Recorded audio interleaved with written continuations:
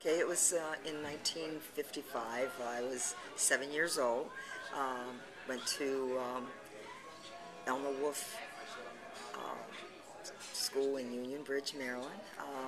My father, being president of the first chapter of the NAACP at that time, of course, wanted us to get a good education.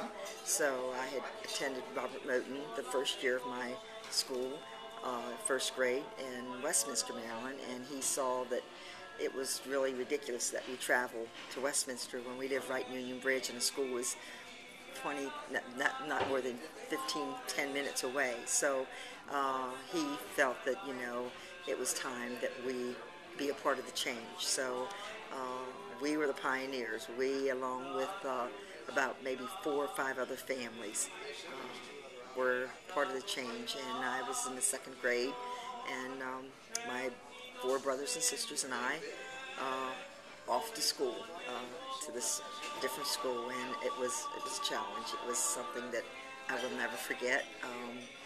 I can remember going to my classroom that first day and being greeted by my classmates, and the first thing they said to me was what my name was and where I lived and if I was white, and I didn't know what to say. I was kind of like, oh my gosh, what do I say here? So being a young child, I said, I guess so, yes, I am.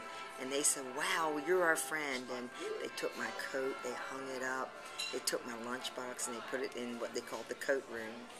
And it wasn't until that evening the real me was revealed. My brother, who was of darker skin, came to pick me up for the bus. The next day wasn't good. They dented my lunchbox, they threw my coat on the floor, and they called me nigger. I was devastated. Went home to Mom and didn't want to go back. Hated. Would go to school with stomach aches, headaches, you name it. Just anything that I could do to get out of school because I knew what was facing me. But, we went each day. And, there were other incidents. One when I was in the 5th grade. A teacher, Mrs. Minch, and of all things, which I now think about, her husband was a pastor, and you would think, if anything, a pastor's wife. I was nervous because of all the stuff that was going on, and I would put my foot out of my shoe and shake my foot, and she kept telling me to put my shoe on, like, kind of alluding to the fact that maybe my feet smelled, and the kids would laugh, and I forgot, and I did it again, and she politely pulled my shoe and threw it out the window, and we were on the 2nd floor. So I had to walk 2 floors down the stairs to get my shoe outside. And when I got back in the classroom, I was made mockery. I was a major mockery. I mean, the whole classroom was in an uproar.